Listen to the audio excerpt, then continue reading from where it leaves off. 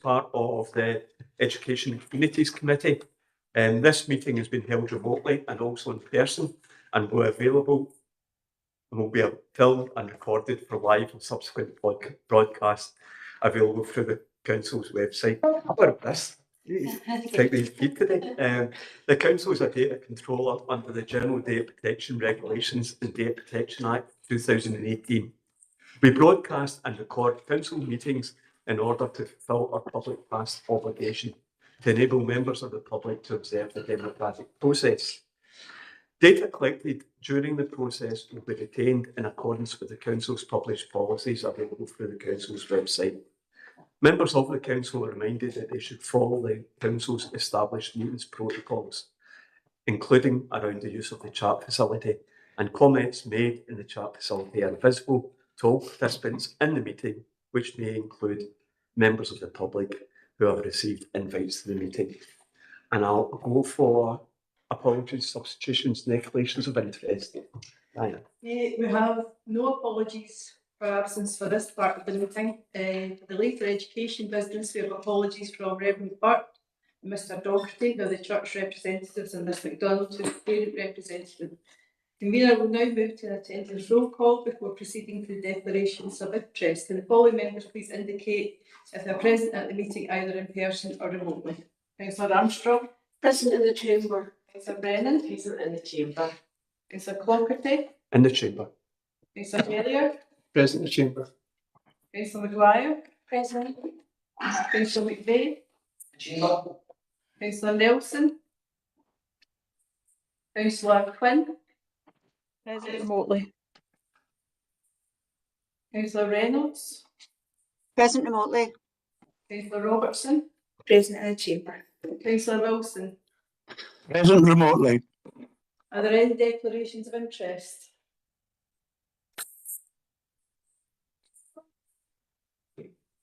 Okay, thank you, everyone. As everybody knows, this will be our Corporate Director, Ruth Binks' last meeting. So I intend to maybe say a couple of words at the end of the Education Committee agenda, and if you can bear that in mind, and not all rush to say bye-bye to her. So with that in mind, I'll go to agenda item number 2, which is the community's revenue budget, and Ian's going to take us through that. Ian? Thanks, Convener. This is the community's revenue budget report for 25-26. The current budget is 5.813 million, and the latest projections are an overspend of 68,000 or 1.2% of the budget, and that's an increase in expenditure of 16,000 since the last committee. So the overspend continues to be mainly due to the non-achievement of turnover savings within libraries and museum and community safety, and that overspend is partially offset by an over-recovery of school lets income. So section 3.1 appendix 4 gives details of earmarked reserves, and as we've been reporting throughout the year, there's only one earmarked reserve relevant to this part of the committee this year, and that's the 25,000 for grants to Bullocks, which has already been spent in round 1 of the process. Not to question any violence in this committee cycle. The committee will be asked to note the current projected overspend of 68,000 for the community's part of the revenue budget. And the committee is also asked to note that later on in the agenda for the education part, there's a projected underspend of 123,000, which more than offsets this overspend for the community's part. And happy to take any questions. Thank you very much, Ian. I'm going to open up for questions. I can't see anything in the chamber, and I can't see anything online. Can we agree the paper? Please. Thanks. Can we move on to agenda item number 3, sorry, which is the communities and capital programme. Yes, and this was part of the supplementary papers that we got. Okay, thanks, Convener. Afternoon, everybody. This is an update on the community's capital programme and asset-related issues that's been on within the council. 1.4 report gives you where we are in the current budget, and we're projecting that we've got a slippage of 2.12% of the current overall budget. Within the report, 3.5 gives you an update of the Pitches Asset Management Plan Life Cycle Fund. It gives you an update where we are with that, what we're planning to do. 3.6 gives you an update around Green Road and the extension to the refurbish of the extension of that facility. As you know, the council and Scottish Government are funding this project. There's another paper coming on about the emergency paper that we have to do that. 3.7 gives you an update on the Bank Street Community Hall. That's now started. We're planning that facility will be finished and completed by June 2026. Changing places, we went to tender, and unfortunately the tenders came back a wee bit dearer than we expected with the overall bid. I'm delighted to say we've now been given an extra £50,000 to support that, to make sure that the changing places that we've identified in the free sites will go ahead, and we're now out to tender on them. Within your asset attachment, you'll see a number of assets that we're working to. A new approach in here, and we're looking at telling everybody where we are currently with the assets that we're talking about. I'm delighted at long last that we managed to get the copper mine over the line, and that's now been approved and finished, and we're still working on some legal documents for it. Happy to take any questions on the report. Thank you. Eddie, have you got anything to add just now, or we'll just go to questions? No, nothing specific, just okay. I'll open up to questions. Can't see anything in the chamber, and I can't see anything online. Can we agree to the report? Thank you. Can we move to agenda item number 4, which is the community's update report overview of local and national initiatives? And I'll start off with Tony. Thanks very much, convener. So this report gives me the opportunity to update the committee on some of the significant developments affecting our services. And although all the updates are important, I'd like to draw your attention to several in particular. Hugh has already mentioned changing places and this successful bid for funding there. Just my thanks to Hugh as ever, and he's working getting more money for these things. So thanks, Hugh. I'll provide an update on the activity marking the 16 days of activism against gender-based violence and our efforts to continue to raise awareness of this vital campaign. A number of our adult learners have also been recognised with the Scottish Learning Partnership for their tremendous courage, and this is the quote from the awards itself: tremendous courage and determination to change their lives for the better. Also, just to mention that there is the adult learning bus. You may have seen it at Tesco today, which has a lot of shows a lot of activity showcasing activities for adult learning. So if you haven't seen it, please go along and have a look. Our libraries continue to act as important community spaces, and in particular they continue their work in providing assistance to improve the health and well-being the people of Inverclyde. You'll see a number of initiatives there where we're working with health and other partners to raise awareness and also provide access to information. The library service also marked International Women's Day by providing resources that celebrate the impact of inspirational women. I'd also like to highlight the work we're doing with the Community Justice Team and a new project that I will bring further details back to committee when it's up and running. That's about facilitating virtual prison visits for families at South West Library. We're still working with the prison service to get that off the ground, but I will come back to committee when that's actually in operation. I think it's a really good project worth highlighting. We're hoping the Watt Museum will open in May. The lift has now been delivered on site, so work is taking place to have it installed. We've done a lot of work ahead of the reopening, and the team have been working hard to improve their collections management and the care, including doubling down on the work to 3D scan some of the collection to improve the accessibility of it. And finally, just as a reminder, the Spring Gala concert will take place next Thursday with from the Instrumental Music Service. So I hope as many elected members as possible can get along and see young people showcasing their talents. So happy to take any questions on that. Thanks, Tony. What I would say is agenda item number 4 is also in the supplementary agenda. The only difference between the two agendas was the International Women's Day, and Tony's done an explanation of that in his paragraph. So what I'll do is I'll open up the questions. I've got Ian first of all. Ian? Thanks, convener. It's not really a question, just a comment. I think it's in 3.6, the Youth Work Prevention and Violence Project, especially when we've seen the latest headlines in the local Telegraph regarding the high amount of offensive weapons that are being discovered and carried by people in the area. I think it's a great sense of local community to see that these projects are taking place and getting the message across. especially to our younger generation, that it's not the wise way forward to carry such offensive weapons. So it's a comment to say it's a great work and well done. Thank you. No, thanks, Ian, much appreciated. I'm going to go to Natasha. Natasha? Yeah, there's actually quite a lot here that I could comment on today. I was going to do some comment to yourself, except for I was in school when the original No Lives Better Lives campaign was launched, which was a while ago, and it's quite sad to see that that's... Is that you showing off? No, that's me getting to the age now where things are coming back around now. But it is quite sad that this campaign's needed again, but I think if it is going to reduce the amount of knife carrying and violence in our community, that is something that we very much welcome. The other thing I just wanted to highlight was around Pathfinders, just that it's really great to see that our young people are getting given the opportunity to build skills when school isn't the right fit for them. I know that we're doing a lot of work around getting young people into school curriculum and timetables that fit their needs as best as they can, but for those that it doesn't, I think that 12-week programme and being able to build those skills is really, really good. And then finally, just on International Women's Day and it kind of connects into 16 days of activism, it's quite good to see that multi-agency approach for the 16 days. I know that I had a few people comment to me about the Stop That Guy video. That was quite powerful for them. And around the International Women's Day, I know that the library stuff in the past has been quite successful, and it's good to see that that's continuing. But lots of good work on this, but just a few bits to highlight. So no questions, just comments. Thanks, Natasha. Can't see any comments in line. I would only say that No Lives Better Lives is still here and has never really went away anywhere. It's just every now and again it gets highlighted more than anything else. But your team, Fionnual's team, have constantly worked at that throughout the time that I've been here. So it is every now and again something happens and we get extra funded for something, and that's what alleviates our hands up.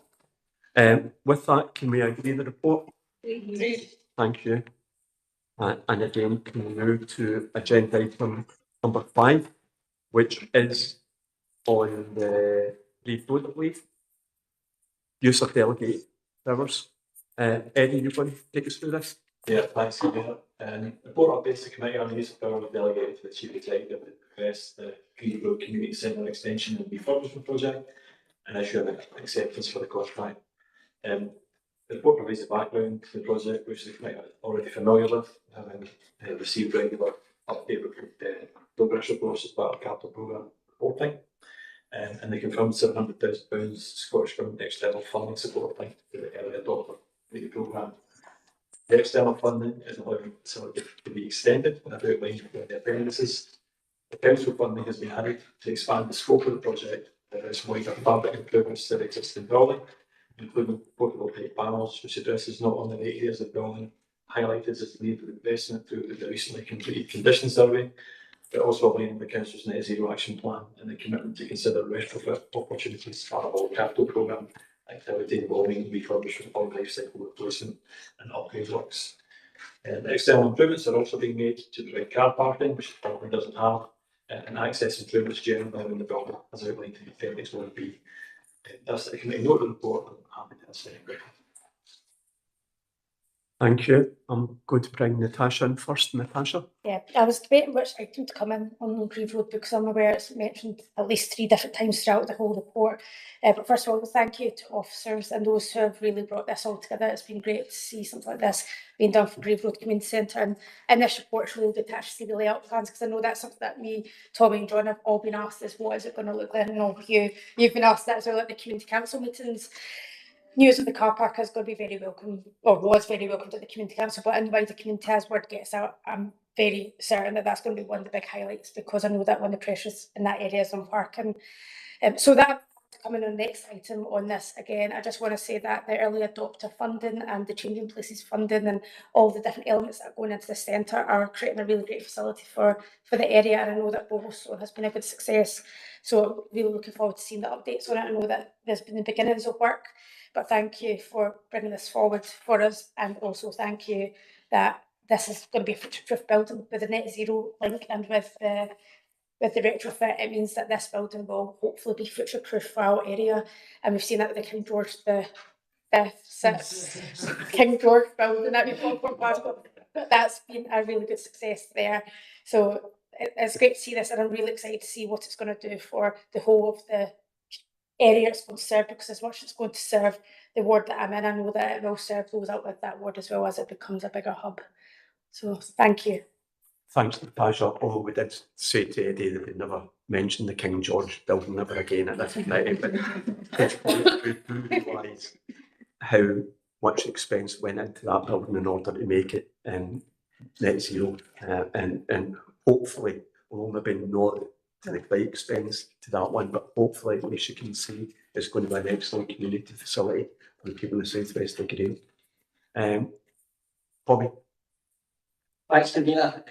Chair Councillor Maguire's sentiments regarding the Grey Road. It's formally welcome the 700,000, but the additional 900,000 for council, and pleased that Mr McDonald's laid out where that money's going, because there was a wee bit of a, let's say, a misunderstanding that we were over budget. It's not, the price has went from 700,000 to 1.6 million. That's additional spending which officers have put forward to the Environment Regeneration Committee and this committee, and I'd like to support that, and I'd like to thank Mr Scott as well. He's done a lot of work behind the scenes to get where we are today, and we look forward to the extension being built in the next few months. So thanks, officer. Thanks, Tommy. Thanks. Do we have any other questions online? No. If not, can we agree the paper? Thank you. And can we move to agenda item number 6 that we've touched upon there, and that is update on funding for Inverclyde Early Adopter Communities and Further Futures Partnership. Good. Thanks, Convener. So this is an update paper. Quite quickly, an update paper as we just confirmed the funding yesterday, but we were hoping it was coming. So this is an update paper just telling you on the 2 public initiatives that are running, funded by Scottish Government, Early Adopter and Affordable Childcare and Further Futures Partnership. I'm delighted to confirm that we received notification yesterday, and the figure slightly different from the report, of we will receive this year £835,000 for Early Adopter, and that will continue to do the work that we're doing at Bowstone, and also bring in the new childcare element into Grieve Road once that's complete later on in the summer. Again, within the paper you see we'll receive £700,000 as already touched on.